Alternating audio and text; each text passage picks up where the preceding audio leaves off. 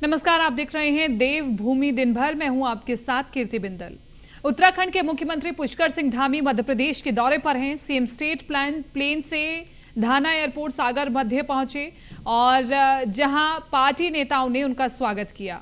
तो सीएम धामी ने महार रेजिमेंट के कार्यक्रम में शिरकत की और वॉर मेमोरियल में शहीदों को श्रद्धांजलि दी। रेजिमेंट के अधिकारियों और जवानों से भी मुख्यमंत्री मिले। मुख्यमंत्री धामी मध्य प्रदेश में स्थानीय पार्टी कार्यकर्ताओं के साथ बैठक करेंगे। मुख्यमंत्री पुष्कर धामी महार रेजिमेंट सेंटर में ही रात्रि विश्राम करेंगे। आपको बताएं कि सीएम धामी का ये 2 दिवसीय मध्य प्रदेश का दौरा है। स्थानीय पार्टी कार्यकर्ताओं के साथ बैठक करके सीएम मंगलवार को उत्तराखंड वापस लौटेंगे।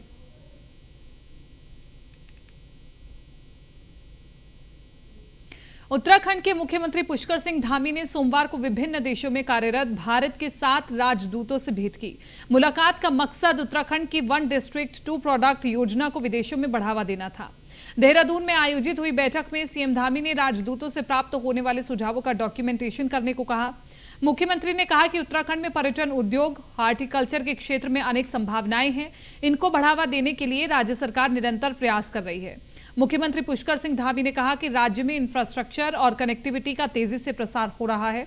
उन्होंने राजदूतों को सुझाव दिया कि राज्य में विभिन्न उत्पादों की जानकारी, टूरिज्म, स्थानीय कल्चर एवं सांस्कृतिक विरासत से संबंधित जानकारी के लिए विभिन्न देशों से लोग उत्तराखंड आना चाहते हैं, तो इसकी भी जानकारी दी जाए। देवभूमि उत्तराखंड में सबका स्वागत किया जाएगा और हर संभव सहयोग दिया जाएगा। इस अवसर पर विभिन्न देशों में कार्य कर रहे राजदूतों ने सुझाव दिया कि राज्य के पर्वतीय अंचल के उत्पादों एवं भोजन को राज्य की ओर से बढ़ावा दिया जाना चाहिए। राज्य के उत्पादों को बढ़ावा देने के साथ ही उनकी मैन्युफैक्चरिंग, ब्रांडिंग एवं पैकेजिंग की अच्छी व्यवस्था हो।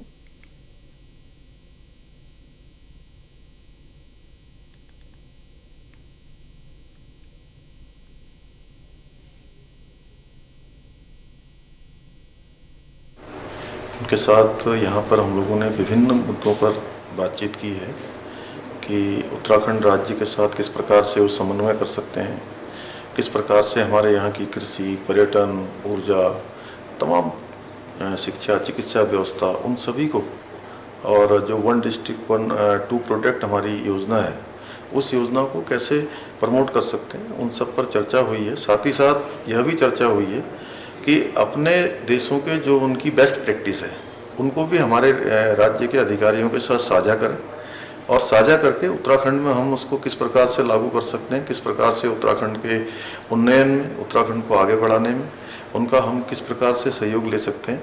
परस्पर इन राष्ट्रों के साथ मिलकर हम उत्तराखंड को, जो हमारा संकल्प है हिंदुस्तान का श्रेष्ठ राज्य बनाना, उसमें हमने उन सबसे सहयोग की अपेक्षा की है और उन्होंने भी मुझे पूरा भरोसा दिया है कि ये प्रक्रिया केवल औपचारिक न होकर सतत रूप से आगे चलेगी।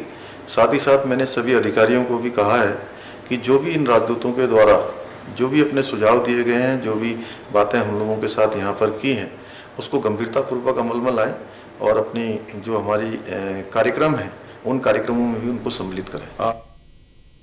और देहरादून से अगली खबर, कानून व्यवस्था पर बिफरे सीएम पुष्कर सिंह धामी। बड़ी आपराधिक घटनाओं के खुलासे के निर्देश दिए गए हैं और 3 दिन में अगर खुलासा नहीं किया गया तो पुलिस अफसर नपेंगे। थाना प्रभारी और क्षेत्र अधिकारियों पर कार्रवाई होगी।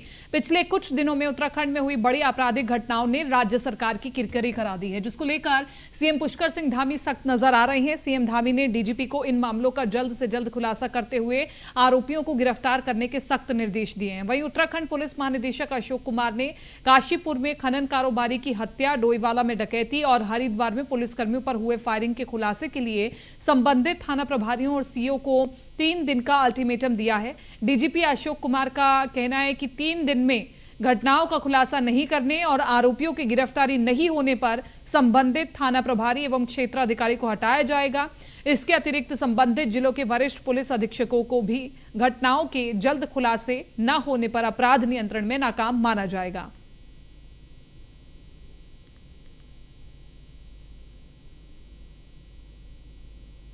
उत्तराखंड में लगातार बिगड़ती कानून व्यवस्था को लेकर के बड़ी बैठक और अपर मुख्य सचिव गृह और राज्य के डीजीपी की बैठक हुई। त्योहारों को देखते हुए सभी जिलों के अफसरों के साथ वर्चुअल बैठक हुई है और एसएसपी को पुलिस कर्मियों की जिम्मेदारी तय करने के सख्त निर्देश दिए गए हैं। कानून व्यवस्था बेहतर है, जिसको देखते हुए बाहरी लोग उत्तराखंड आते हैं। काशीपुर में मर्डर, लक्सर में पुलिसकर्मी पर हमला, मामले में जल्द कार्रवाई होनी चाहिए। डोईवाला में मंत्री के भाई के घर डकैती के मामले में भी जल्द कार्रवाई होगी। तो देश में कानून व्यवस्था के मामले में उत्तराखंड की स्थिति बेहतर है, ये डीजीपी ने अपने संबोधन में कहा। ये बहुत आवश्यक है कि राज्य सरकार, पुलिस विभाग और मीडिया और पूरा समाज, हम सब लोग मिलके ये सुनिश्चित करें कि त्यौहार पीसफुली निकले, शांति बनी रहे, कोई दुर्घटना ना हो, कोई आगजनी की घटना ना हो, पटाखे चलाते समय सुरक्षित रखें। तो इसके लिए आप सबका सहयोग बहुत आवश्यक है। और माननीय मुख्यमंत्री जी ने ये निर्देश मुझे आज सुबह दिए थे कि आप ज़रूर आज मीडिया के बंधुओं को बुलाकर उनके साथ भी एक संवाद कर लीजिए, जिससे हम लोग सब एक साथ मिलके इस प्रदेश में शांति और खुशहाली के साथ ये त्यौहार मनाएं। और आज हम लोगों ने वीडियो कॉन्फ्रेंस जो अभी की, उसमें सभी डीएम्स और एसपीज उपस्थित थे और कुछ बिंदुओं पर उनको भी सतर्क रहने के लिए कहा गया है।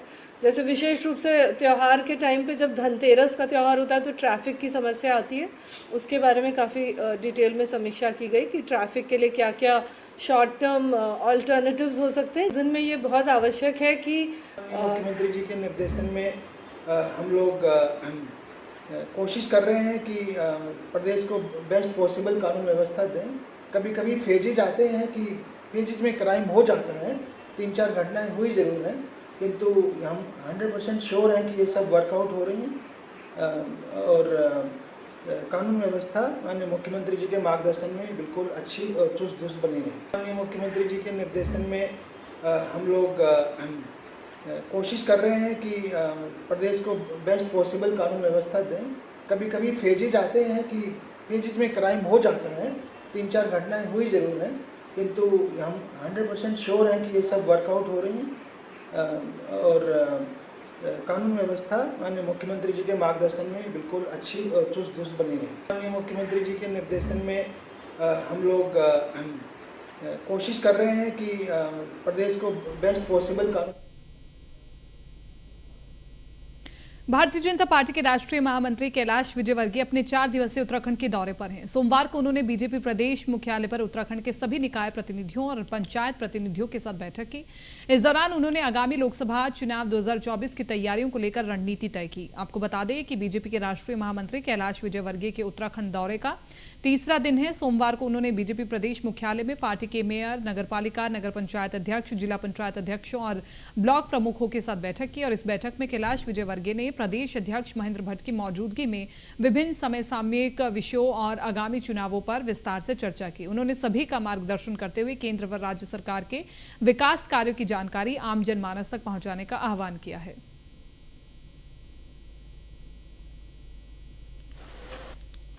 आज की पूरी रणनीति तो चुनाव संबंधी है, नगर पालिका हो, नगर पंचायत हो, भविष्य के अंदर आपके जिला परिषद के चुनाव हैं, हमारे लोकसभा के चुनाव, ये विषय अपने कैलाश जी के साथ है। लेकिन इनको इम्प्लीमेंट कराना ये संगठन काम है। तो कल क्योंकि हमारे संगठन प्रभारी हैं, वो कल आने वाले हैं, तो इन्हीं कार्यक्रमों का इम्प्लीमेंट किस तरीके से हो सकता है, किन किन कार्यक्रमों काम में लगाया जाए, चाहे प्रदेश के पदाधिकारी को हम क्या जिम्मेवारी दे सकते हैं, इन सारे विषयों में हम 2 दिन उनके साथ बैठक रहेगी। 18-19 की बैठक उनके साथ में करने वाले हैं। राष्ट्रीय महामंत्री प्रवास के दौरान उत्तराखंड में कैलाश विजयवर्गीय जी हमारे महामंत्री यहाँ उपस्थित थे। कुमाऊं के बाद लगातार हम लोग आज तीसरा दिन है। आज हमारे जो नगर पालिका के अध्यक्ष हैं, महापौर हैं, उनके साथ उनका बैठना होगा। जो आगामी दिनों में के चुनाव आने वाले हैं, वो सीट हमारे पास रहे, जीती हुई सीटें, उसको लेकर पूरा एक हम लोग एक रणनीति के तहत चर्चा करेंगे। इसके साथ साथ हमारे जिला पंचायत के अध्यक्ष हैं, ब्लॉक प्रमुख हैं, उनके साथ में बैठने वाले हैं कि उनकी भूमिका भी 2024 के चुनाव में बड़ी महत्वपूर्ण रहने वाली है। हर कार्यकर्ता के लिए काम, इस भाव के साथ ये बैठकें होंगी। उसके बाद दिन में प्रेस भी उनकी रहने वाली है और सायंकाल फिर एक बार सहकारी समिति से जुड़े हुए जो निर्वाचित जनप्रतिनिधि हैं उनके साथ में उनकी चर्चा हो। उत्तराखंड कांग्रेस प्रदेश मुख्यालय में राष्ट्रीय अध्यक्ष पद के चुनाव के लिए मतदान हुआ, जिसमें 223 पीसीसी डेलीगेट्स ने मतदान में हिस्सा लिया, जबकि 10 डेलीगेट्स भारत जोड़ो यात्रा में शामिल होने के कारण वही मतदान में शामिल हुए। आपको बताएं कि कांग्रेस के अध्यक्ष पद के लिए सोमवार को मतदान हुआ। कांग्रेस के वरिष्ठ नेता मल्लिकार्जुन खड़गे और सांसद शशि थरूर के बीच सीधा मुकाबला है। मतों की गिनती और परिणामों की घोषणा 19 अक्टूबर को दिल्ली में होगी।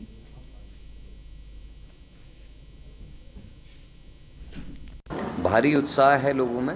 22 साल के बाद वोटिंग हो रही है और नॉन गांधीज पहले भी अध्यक्ष रहे हैं कांग्रेस के और आज फिर एक नॉन गांधी बनेगा। आदरणीय खड़गे जी, आदरणीय थरूर साहब इसमें पार्टिसिपेट कर रहे हैं, 2 लोग इसमें हैं और कांग्रेस के लोगों में भारी उत्साह है। उत्तराखंड से 222 वोटर्स हैं और जिसमें से 10 लोग राहुल गांधी जी की भारत जोड़ो यात्रा में सम्मिलित हैं, वही वोट कर रहे हैं। माननीय हरीश रावत जी, काजी निज़ामुद्दीन जी इत्यादि लोग दिल्ली में वोट कर रहे हैं और यहाँ 10 बजे से वोटिंग थी, 9 बजे से लोग आ गए और काफ़ी उत्साह देखने को मिल रहा है लोगों में चुनाव को लेकर और लोग खुश हैं और लोगों में एक कौतूहल का माहौल भी है कि 19 तारीख को क्या रिज़ल्ट आता है। लोगों की आंखों में चमक दिखाई दे रही है, देखते हैं क्या रिजल्ट्स आते हैं। उत्तराखंड के पर्यटन मंत्री Satpal Maharaj base model Innova गाड़ी में नहीं बैठना चाहते, इसलिए उन्होंने ये डिमांड रखी है कि मंत्रियों को लग्जरी टॉप मॉडल और एयर बैग प्रूफ गाड़ियां मिलनी चाहिए ताकि वो सुरक्षित रहें। महाराज का कहना है कि मंत्री जब कार्यक्रमों के दौरे पर जाते हैं तो उनकी स्पीड 80 से 100 किलोमीटर की प्रति घंटा होती है और ऐसे में सुरक्षा को देखते हुए मंत्रियों को लग्जरी टॉप मॉडल और एयर बैग प्रूफ गाड़ियां मिलनी चाहिए जिसमें कम से कम 6 एयर बैग हों।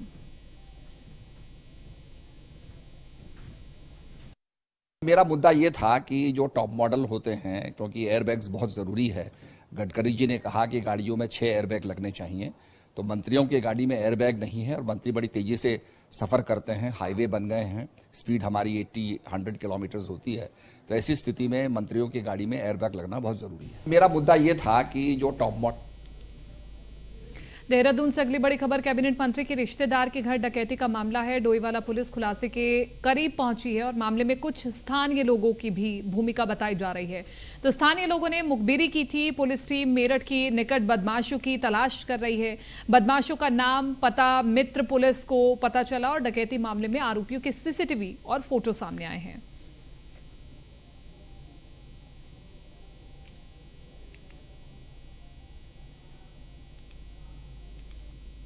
रविवार की शाम लक्सर में पुलिस और बदमाशों के बीच मुठभेड़ हुई और मुठभेड़ के मामले में एक नया मोड़ सामने आया है। एसपी देहात परमेंद्र डोभाल का कहना है कि इस मामले में सख्त कार्रवाई की जाएगी और फरार हुए बदमाशों को जल्द गिरफ्तार कर मामले का खुलासा कर दिया जाएगा। आपको बता दें कि बीते दिन लक्सर में बदमाशों ने पुलिसकर्मियों पर फायर झोंक दिया था, जिससे 2 पुलिसकर्मी और गंभीर रूप से घायल हो गए थे। दोनों को हायर सेंटर रेफर किया गया है। पुलिस बदमाशों की धरपकड़ में जुट गई है। एसपी देहात परमेंद्र डोभाल ने बताया कि 1 सप्ताह पहले लक्सर के एक व्यापारी के यहां बदमाश घुस आए थे। व्यापारी की शिकायत पर मुकदमा दर्ज करके उनके घर के आसपास पुलिसकर्मियों की तैनाती की गई थी। रविवार शाम को बदमाश फिर से व्यापारी के घर की रैकी करने आए थे, लेकिन मौके पर मौजूद पुलिसकर्मियों ने बदमाशों को भांप लिया। पुलिसकर्मियों द्वारा बदमाशों को पकड़ने का प्रयास किया गया, लेकिन बदमाशों की संख्या ज्यादा थी। उन्होंने पुलिसकर्मियों पर गोलियां चलाई, जिसमें 2 पुलिसकर्मी घायल हो गए।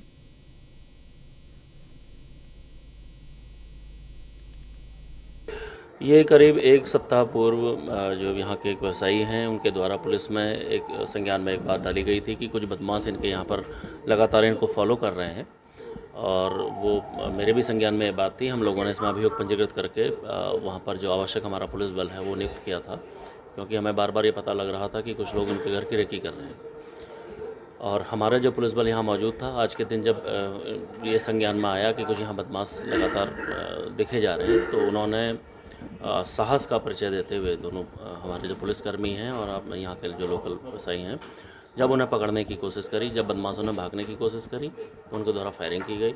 क्योंकि बदमाश संख्या में थोड़े ज़्यादा थे, इसलिए पुलिसकर्मी घायल होने के बावजूद उनको पकड़ने की कोशिश करते रहे।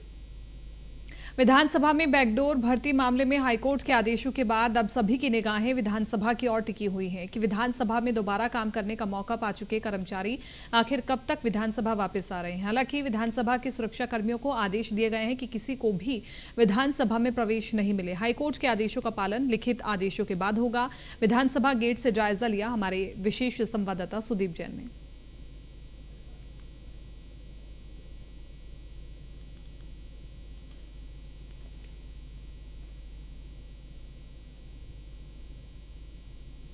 उत्तराखंड विधानसभा में बैकडोर से भर्ती कर्मचारियों को बर्खास्त किए जाने के बाद हाईकोर्ट ने उन्हें रिलीफ देते हुए राज्य सरकार से जवाब मांगा है। हाईकोर्ट के आदेशों के बाद आज सप्ताह का पहला दिन सोमवार है। तो सभी की निगाह इस बात पर टिकी हुई है कि क्या बर्खास्त किए कर्मचारी हाईकोर्ट का आदेश लेकर वापस विधानसभा प्रवेश कर रहे हैं या नहीं। पर सुरक्षा में खड़े और सिक्योरिटी में तैनात लोगों का कहना है कि अभी उनको इस बाबत कोई आदेश नहीं मिला है और ना ही बर्खास्त किए हुए कर्मचारी खुद भी आ रहे हैं, क्योंकि पहले उन्हें हाईकोर्ट का ऑर्डर रिसीव कराना है और कंप्लाइंस कराने के बाद ही आना है। बहरहाल ये मामले में सरकार ने जो तत्परता दिखाई उससे ठीक उलट हाईकोर्ट का आदेश आया है। अब सरकार को हाईकोर्ट में अपना जवाब भी दाखिल करना है, जबकि कर्मचारियों का मजबूत तर्क कोर्ट में ये था कि उन्हें क्यों हटाया गया इसकी जानकारी नहीं है और ना ही उनका पक्ष सुना गया है। कैमरा सहयोगी संदीप के साथ सुदीप जैन, न्यूज़ 1 इंडिया, देहरादून। अनुसूचित जाति आयोग के उपाध्यक्ष पीसी गोरखा ने कालाढूंगी तहसील का निरीक्षण किया। पीसी गोरखा ने तहसील में एसडीएम, तहसीलदार समेत राजस्व कर्मियों के साथ बैठक की। इस बैठक में उन्होंने अनुसूचित जाति के लोगों के जमीन संबंधित विभिन्न मामलों में जाति आय प्रमाण पत्र बनाने में होने वाली समस्याओं का सरलीकृत करने के निर्देश दिए। गोरखा ने कहा कि किसी व्यक्ति को बेवजह परेशान न करे, बल्कि उसको समाधान बताने की कोशिश करे।